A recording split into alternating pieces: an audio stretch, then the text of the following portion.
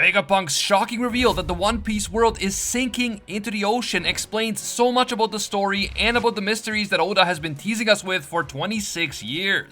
Why did the Moon Civilization go up to the moon in the first place? What happened during the Void Century? What is about to happen next as the story comes to its epic conclusion? The answer to all of these questions was just provided by Vegapunk himself, so let's talk about it. Since Vegapunk's big reveal that the world of One Piece is sinking into the sea, there have been a ton of theories popping up online about why the world is flooding, what that means for the ending of One Piece, and what it says about the secret history of the world. While doing research for this video, I saw some great theories from fellow content creators here on YouTube, and I will mention some of those here, but I will also share with you a theory that I bet you haven't heard before. Stick around until the end because this theory will shock you, I guarantee it. Now, we've always wondered why so much of the One Piece world is covered in ocean, especially when we compare that world to our own world that, yes, has an ocean, but it also has 7 fairly large continents. The world of One Piece is made up of 4 distinct sections of ocean, and these areas are almost completely covered in water, with the exception of some islands, both bigger and smaller.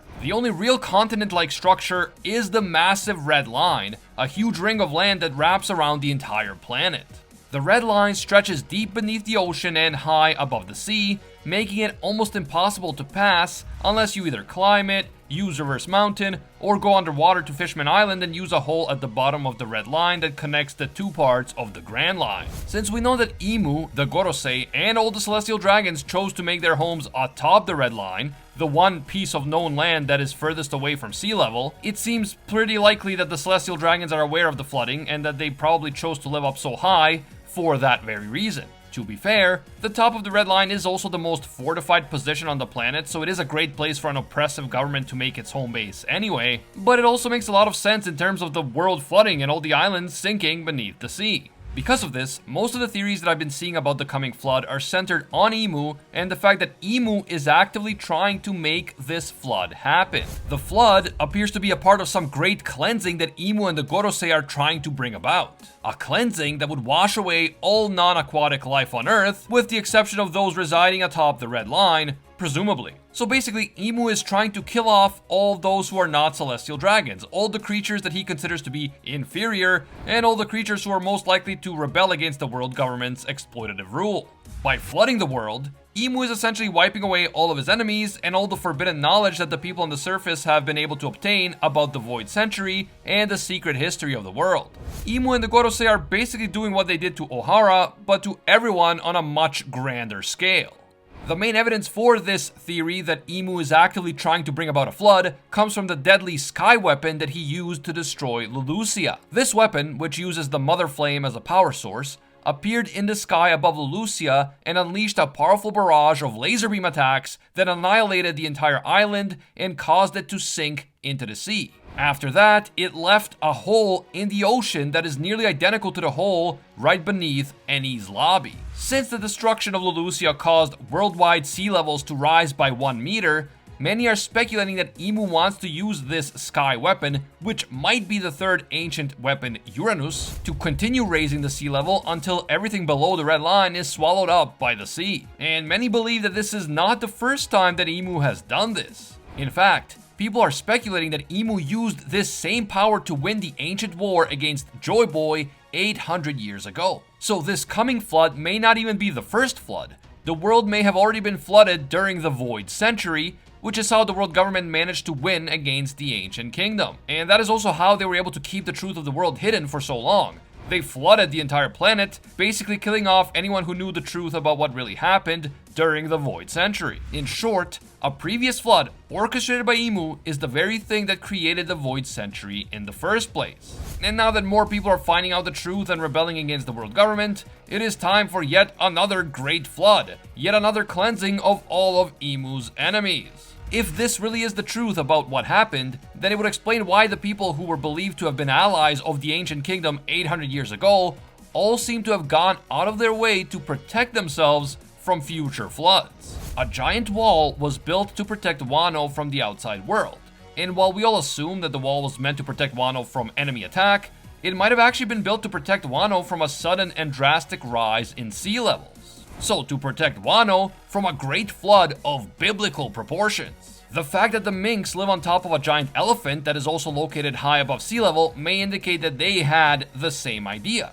as well as the fact that a giant island-sized ship called the Noah was built many centuries ago. The Noah is a direct reference to Noah's Ark from the Bible, and it was likely built for the specific purpose of protecting the people of the surface from an impending flood. Then we have the rulers of Alabasta, who seem to have built their palace as high above sea level as possible, even though they live in a desert, so you'd think that flooding is not something that they would normally worry about.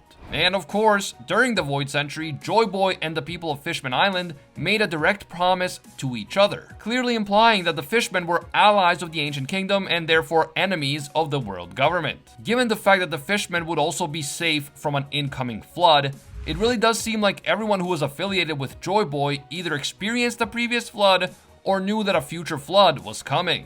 After learning the truth of the world, a number of former Roger pirates also seem to have made decisions that would protect them from an eventual flood. So for example, Crocus lives inside a whale, and Rayleigh became an expert in ship coding, which allows ships to sail underwater. So yeah, the flood reveal makes a lot of sense now that I think about it, and clearly people have been aware of the flood for centuries. The only question is whether the flood already happened and now it's going to happen again, or whether the flood has been coming ever since the Void Century, and everyone who knows about it has just been preparing for it. Speaking of preparing, another great way to prepare for the coming conclusion of One Piece is to subscribe to this channel right now. Be sure to subscribe and hit that notification bell so you don't miss any future videos as we witness the epic conclusion of the One Piece story. So from what I'm seeing, currently the more popular theory seems to be that Imu already created a flood during the Void Century, and that is how the world government won against the Ancient Kingdom. Now, in the present time, Imu is about to do the same thing again, using that mysterious sky weapon and the Mother Flame. After all, why are the Gorosei so desperate to make more Mother Flames? It's because they want to keep using that mysterious sky weapon to raise the sea level until the entire world below the red line sinks beneath the ocean.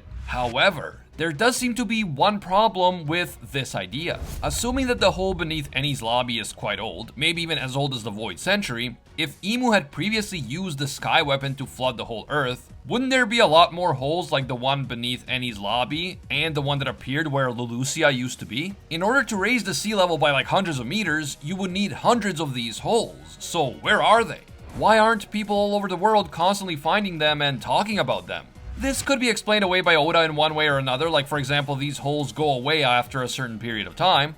But if no explanation is provided, then this could go against the idea that Imu intentionally flooded the world 800 years ago and is about to do it again in the present time. Now, of course, given the focus that the Sky Weapon and the Mother Flame have been given during this most recent arc, and given the weapon's ability to literally raise sea levels globally, the theory about Imu intentionally trying to flood the world is probably the most likely theory. And also, the theory that the mysterious sky weapon is the final ancient weapon Uranus is also probably the most likely theory, because in Greek mythology, Uranus is the personification of the sky. So it would make perfect sense for a sky weapon to be the third ancient weapon.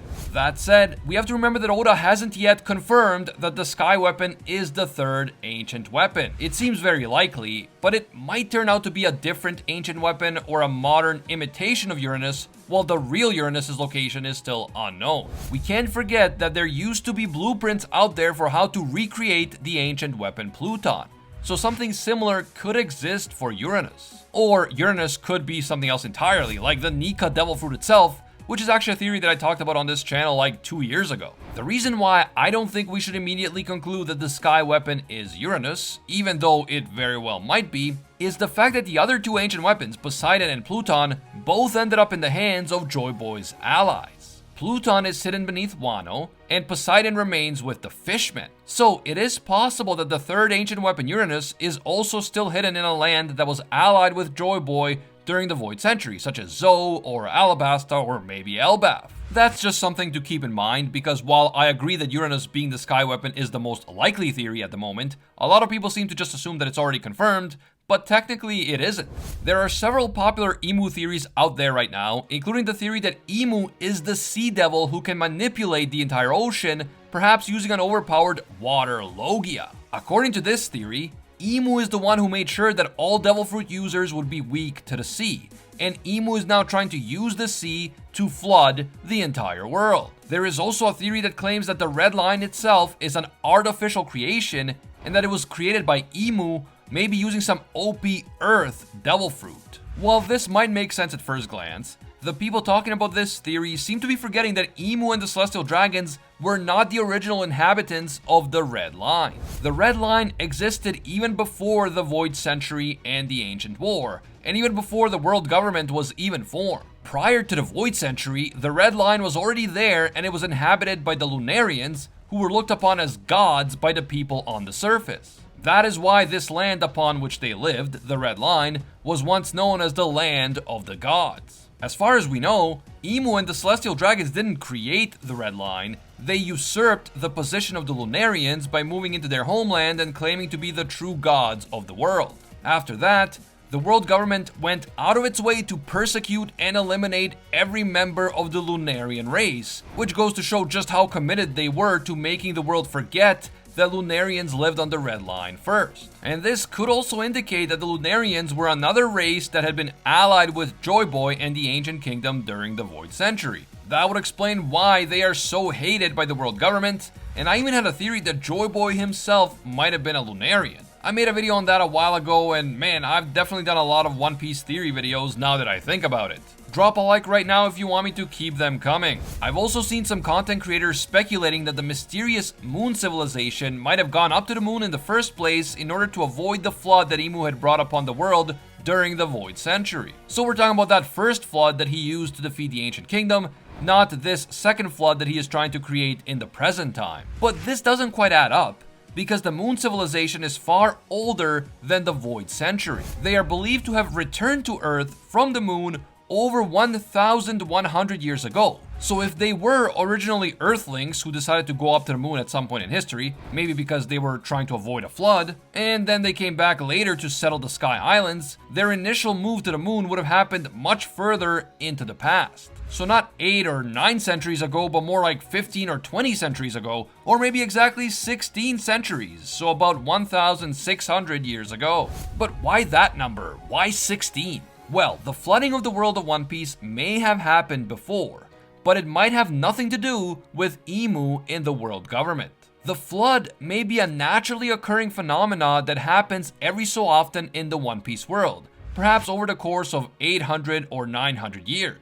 So every 8 or 900 years, the tides rise drastically, flooding everything except the Red Line, and then eventually the tides fall back and the islands are revealed again. This cycle could be caused by something like a planetary pole shift, which is a theory that was proposed by a Japanese channel called Drop the Pizza, and then also covered by Grand Line Review. Essentially, the poles of the world of One Piece might shift by 90 degrees every 8 or 900 years. And when this happens, the Red Line and the Grand Line basically shift places, a ton of water is displaced, and a whole bunch of land that is currently above sea level is covered in water, while other land that was underwater up until this point is then suddenly shifted to be above water. Alternatively, there could be a cycle of flooding that happens every 8 or 900 years, but it doesn't happen because of a pole shift, but because of something else, like the moon coming closer to the Earth, or another planet coming close to the Earth's orbit, or like a really big comet passing by the Earth every 800 years. In fact, I even made a video about the One Piece being a comet that hasn't been seen since the Void Century, but is about to return during the final arc. So again, if that's something you're interested in, I will link it down in the description. So if the flooding is a cyclical event that happens every 8 or 900 years,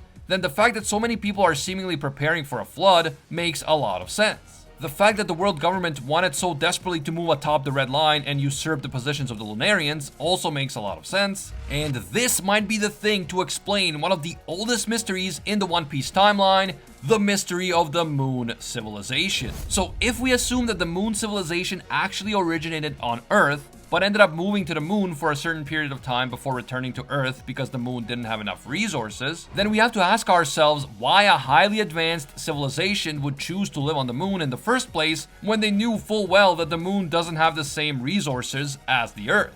They might have left the Earth in order to escape the Great Flood cycle, like let's say 2 cycles ago, so 1,600 years ago, and then they returned and resettled the Earth after the flooding subsided. If you look at the cover story for chapter 472, it appears to show a flooded Earth down below with sea monsters emerging from the water. We also see members of the ancient civilization holding onto balloons as if floating up to the sky towards a spaceship manned by those robot creatures that are present on the moon. Although we know that the ancient civilization actually lived inside the moon, so that round spaceship looking thing might be the moon itself, and just above the balloons we can see an object that is smaller and more distant than the moon, so it is presumably the sun. So okay, if the world of One Piece has been going through cycles of flooding and I guess unflooding every 8 or 9 centuries for thousands of years, then how does all of that relate to Joy Boy, the Ancient Kingdom, and the war against Imu and the world government?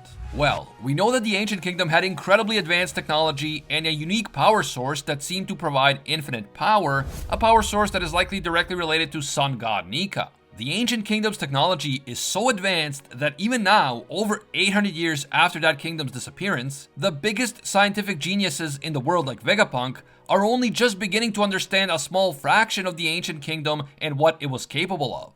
So with all of that in mind, what if Joy Boy and the Ancient Kingdom attempted to use their advanced technology to stop the cycle of flooding and unflooding that the world experienced every 800 years? What if they tried to essentially play God by attempting to use technology to affect the planet in some drastic way, in the hopes that this would stop the natural process of sharply rising and sharply receding sea levels that wiped out most of the world's population every 8 or 9 centuries? What if they created the ancient weapons and maybe even the devil fruits themselves in order to somehow halt and reverse the flooding process, to fight against the ocean? Which is exactly what made devil fruit users the natural enemies of the ocean. What if Imu and the world government wanted to stop Joy Boy and the Ancient Kingdom from playing God and trying to change the very nature of their planet? The kingdoms who allied with Imu believed that Joy Boy and the Ancient Kingdom were going to attempt something extremely dangerous, something that could destroy the whole planet. Because of this, they fought a war against them, and ultimately Imu stopped Joy Boy from carrying out his plan. The world was flooded as always, and this allowed Imu and the world government to erase almost all the history of the pre-flood world.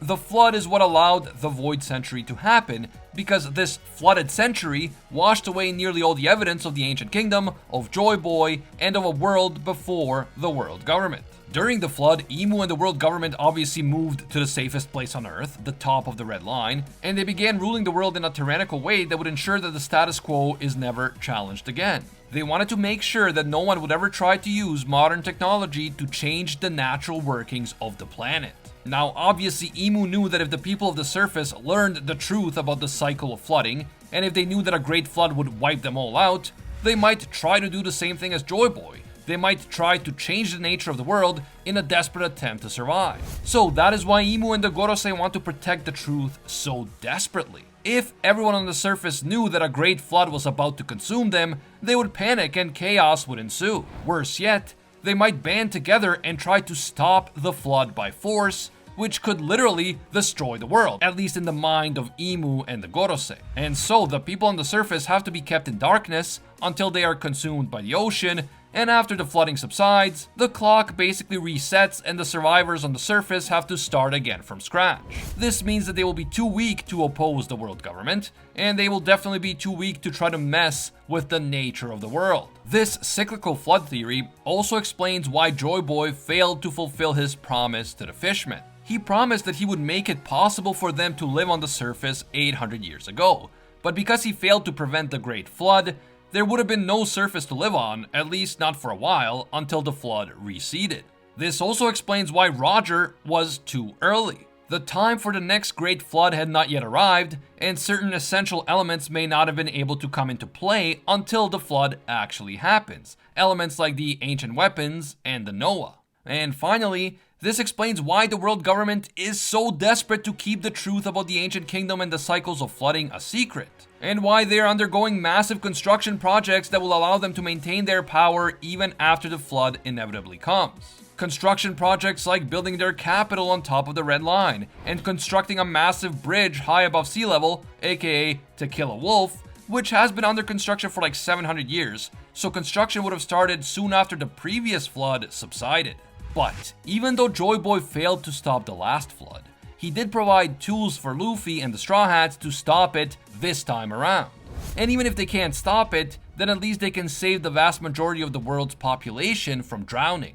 That's because the ancient weapons were specifically designed to fight against the flood. I mean, think about it. Poseidon can control the Sea Kings, and the Sea Kings can pull the Noah. Pluton is a giant ship that could potentially also rescue a lot of people. And Uranus might be a flying ship or something along those lines.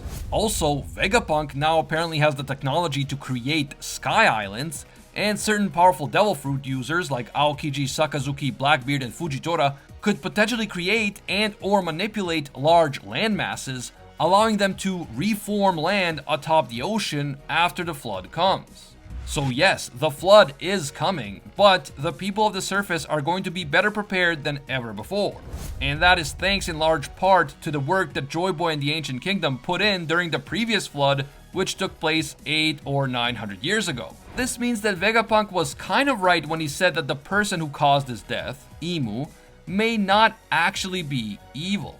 I mean, in his own mind, Imu may be trying to save the world from what he believes will bring about its destruction. But in so doing, he is perpetuating a massive injustice upon everyone but the celestial dragons who live atop the Red Line. Imu is afraid that using advanced technology to stop the naturally occurring cycle of floods on the planet could backfire and destroy the planet as a whole. And because of this fear, he is allowing millions of people to drown every 8 centuries. In order for this cycle of death and tragedy to end, the Straw Hats have to play God.